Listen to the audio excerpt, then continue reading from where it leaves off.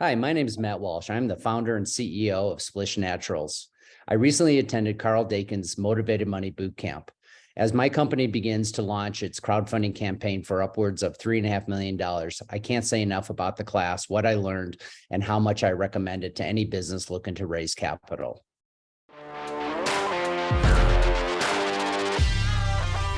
Have you ever wondered what it takes to successfully raise money?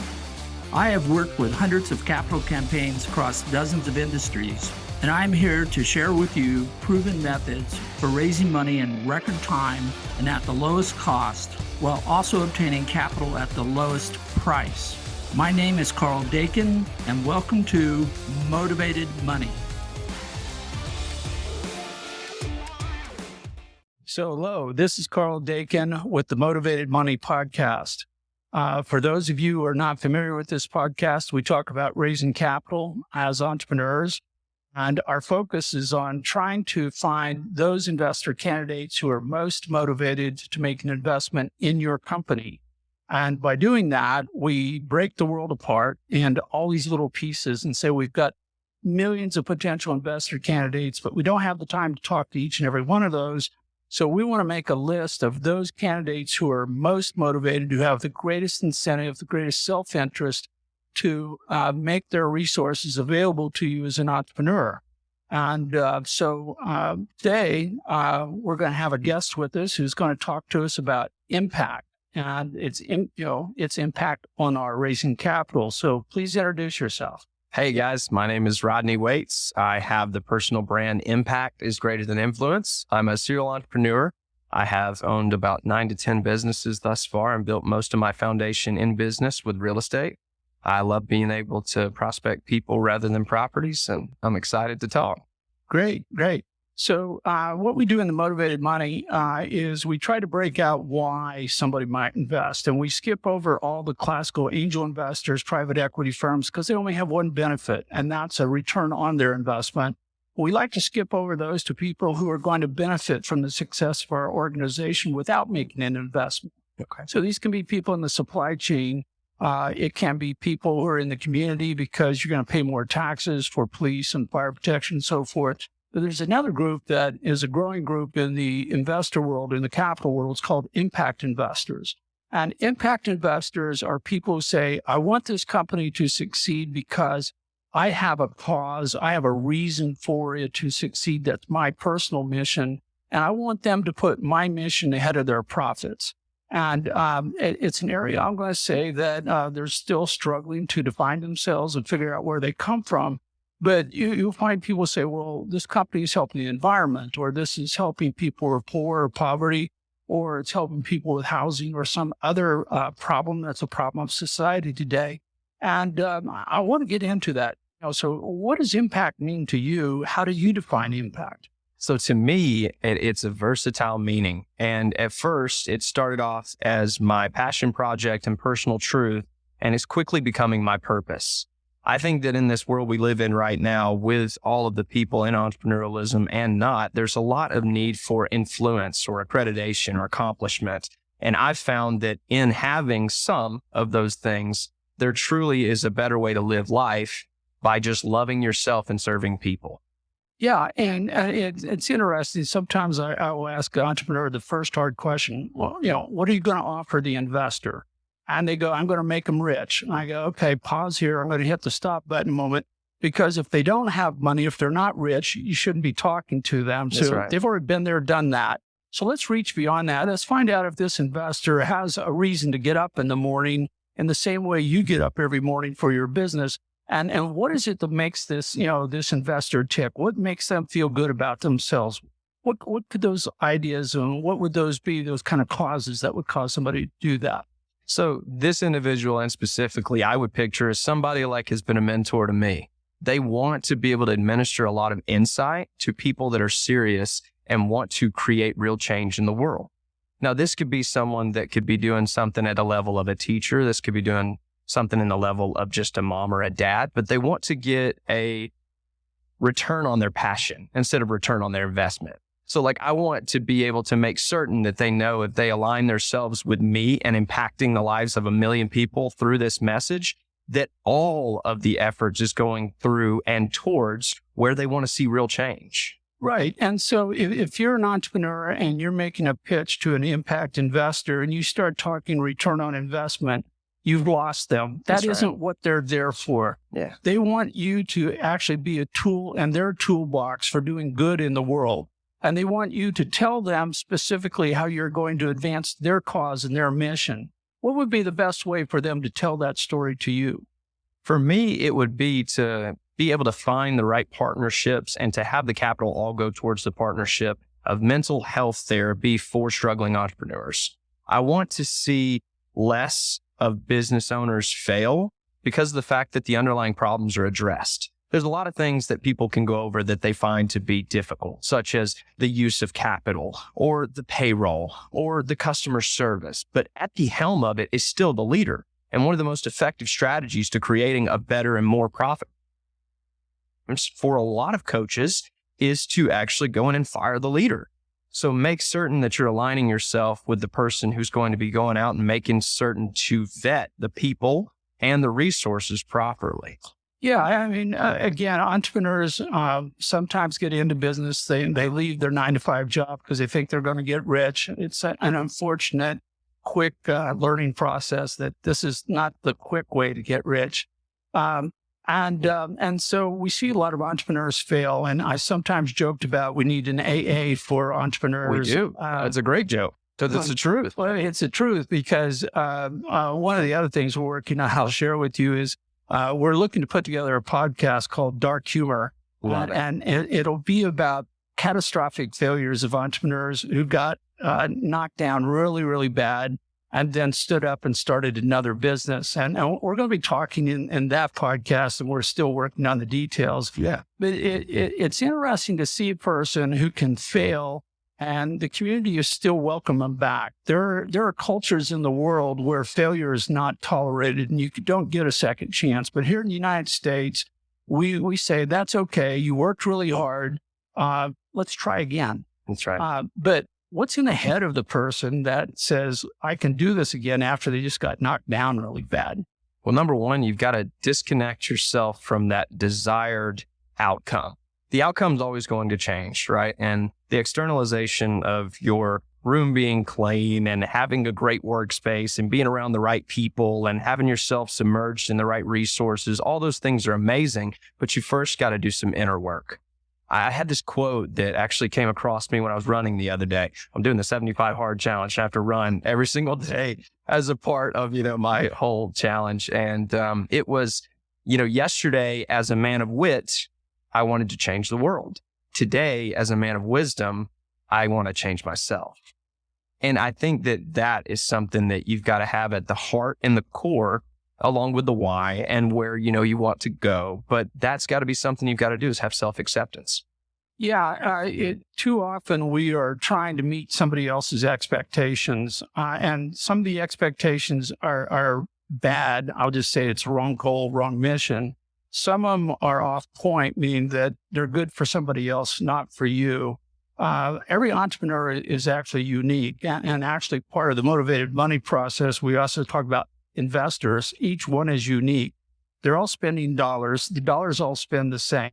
But the decision behind the investment is very, very unique. And we like to get into the head, just like any good marketing thing. I don't have a product that everyone on the planet's going to buy. I have a product I only need to sell to enough people in order to meet my capital goals. So I asked people, I said, when you start your pitch, are you talking about yourself or are you talking about the investor candidate? Because the investor candidate's the one who's making the decision. You're not. True. Getting up in the morning as an entrepreneur, I find it's always an adventure, whether good or bad adventures. And it's a constant learning experience. Yeah. And these are part of the things I find interesting. It's like a puzzle that's never solved. Right. When you see people who are off track, they're following a wrong mission or a wrong goal, how do you try to bring them back to something that aligns with who they are and what they might want to be themselves? That's a great question. And honestly, I always like to say, especially on my podcast and with just connecting with people like yourself, I like to speak from experience and never theory. I think that people speaking from theory are always making money off the efforts of people having a perceived result that they don't have themselves. So I would say from experience of talking to people that really want to seek change, but they need more motivation, because I think there's all of these ways you can become more motivated, but you first have to become inspired. And in order to have inspiration, you've got to feel good about yourself. You've got to have confidence. So I would say, wake up and get moving. I would say, just walk. I told my mother, she has these great, like lofty goals of losing pounds overnight. And I'm like, I love you so much. Just wake up and walk. And she was like, okay, son. And it's just like having that really easy, but not so easy way, right? Simple, but not so easy, if you will, to just work on yourself. And if you're like me and you believe that Jesus is the greatest proponent of having the best leadership for other people to see, read your Bible. Get to know the story of the person you want to emulate. Take on leadership skills that are simple at first, like showing kind, showing compassion, showing the ability to be able to take on other people's problems and not just your own. Yeah, no, the teachings of Jesus are something often get confused with religion. And it's a distinction I try to draw a line, or people go, are you a religious person? I go, no, and that gets me in trouble. Yeah. Then I go, but I'm a spiritual person. Sure. I tried to do what Jesus, shares. And there's so many good lessons there in the Bible that you can learn, and they all apply to entrepreneurship. Think about the other person, figure out how to solve their problems, consider yourself part of a community. What you're doing is not an isolated instance where you're in a vacuum and it's not impacting. Everything you do impacts everybody. That's right. And when we talk about setting up a new business, think about the fact that you're going to pay taxes to help support the police. You're going to hire somebody in the community. You got to give them a job. You're going to buy a building, and that's going to create more economic vitality for that particular community. When you sell your product, you're helping that particular person. These are all stakeholders. That's right. And so when we go through this and people go, well, who are you raising money from? And most people say angel investors. I go, put them at the back of your list. Sure. Because they have a single benefit, which is return on investment. Let's go talk to our community. Let's figure out how we're going to help our community move forward. And somewhere in that group, we're going to find somebody that may say, hey, I like what you're doing and you're helping me. I see how I'm benefiting from this. Sometimes you have to educate them because they don't see the connection, but this gets them to a different point in the thinking. And there may be that person in the community who says, well, yeah, now that I know that you're all about me, I'll write you a check. Sure. Yeah. But I think it's very important for entrepreneurs to understand themselves and where they fit into their community and the impact that they're having. Too often, we get into the Lone Ranger mentality. It's all about me. It's all by myself. And we often see teams of one. Yeah. When actually everyone in your community is on your team. That's right. And if you haven't informed them of that and invited them to be on your team, you're missing a huge amount of resources that are all out there waiting to help you because it's in their self-interest to help you move down the path. What other advice might you have for an entrepreneur to self-reflect or think about who they are and what they are? I love that. So firstly, I have to say, to go with what you were saying, I think it's important to have a footprint in your community. I do. I really think that that's something that I align with. And it's the reason why I have a radio show specifically for the Emerald Coast. And yeah, it's like repurposed and put out on apps and stuff for people to listen to, but a majority of the people are local and you never know whose life you're touching. And I do things such as like break down not just what's on the surface level, but the subsurface level. Like, okay, if you're dealing with the curse of comparison, what do you do to get out of it? What should you be putting your focus on instead? And that's why the whole underlying message is to focus more and worry less, because you're focusing more on what's going to bring not only you fulfillment, but all of those that you come into contact with, because energy is the best currency. I've met some of the most amazing investors and people who didn't have a dime, and they both had great energy and loved the mission of wanting to empower people. So that's something that I completely get. And I actually do a lot of things to try to be in my community. So I love that you said that. But the number one thing I could attest to someone doing to be able to kind of get into the best confidence and the best way to address other people when carrying their message, because that's what an entrepreneur does, right? We live our message. We're a product of our product. I love this morning when I was like, I just came up with another radio idea. And it was like, every single day you're reinforcing your message in some other way. I've seen, like you said before, people confuse, relationship and religion. Well, my brand is impact is greater than influence. So I empowered them to say, go and create relationship is greater than religion. It's all about these self-realizations that allow us to just be us and embrace our God-given abilities. So surround yourself, of course, with the right people who see you for the gifts that you have, number one. Number two is align with a mentor or someone who's going to be willing to give you their time. Because I know investors have a lot of skin in the game, but there's no more skin in the game than time. We don't get it back. So having that ability to get yourself in the right rooms for the right reason is the number one way I would say we should focus and get our attention efforts to. Yeah. So again, getting away from the Lone Ranger single entrepreneur approach. Yes. I often recommend people set up an advisory board of up to 20 people. Smart. And the reason why is because I don't want to have a gap in my knowledge that I can't reach out to somebody immediately and have them answer a question. So it's kind of like going on a TV show where they ask all these hard questions and I'm going, yeah, but I only got 3 people I can reach out to. That's not going to get the job done. I need about 20. That's right. And then each one of those 20 actually is an influencer over their networks. So if I'm out raising capital and they don't know me, first thing, I've missed the first criteria for raising capital. They don't know me. But if they know somebody on my board of directors or my advisory board or my staff, then it's the same thing as if they do know me and we're that much closer to making something happen. And that telling the story, that person has to be able to share your values, your mission, and that of the company with the person they're talking to. And again, this is something where we tend to fall down in raising capital because we're talking about ourselves too much. If we talk about what we're trying to accomplish, our mission, which is by definition, solving the problems of our customers and indirectly solving the problems of our community, then we have a story we can tell, but we may need to help people tell that story, repeat that story. So there's lots of different things that get into running a capital campaign, but they're all about reaching out to your community. And as you say, having a place and a position in the community where everyone knows, I want that business to succeed. I make a joke sometimes that if you fail by yourself, you're out in the middle of the desert, you collapse to the sand, you're all by yourself. If you're on a subway in Japan, you cannot fall to the ground because you're being held up by everybody around you.